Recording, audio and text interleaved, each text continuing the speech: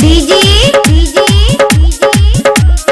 अजय राज अजय राज अजय राज जिला फतेहपुर यूपी जिला फतेहपुर यूपी जिला फतेहपुर यूपी जिला फतेहपुर यूपी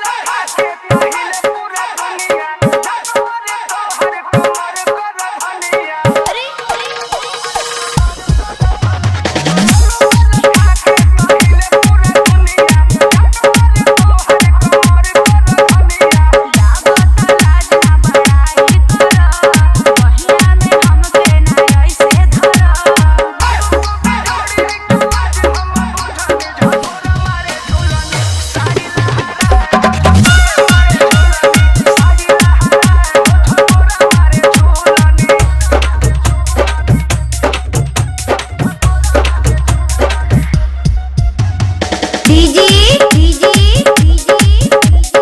अजय राज अजय राज अजय राज कहाँ गाँव बतहर हो? छतुबा का पूर्वा गाँव छिंदराहा के पास।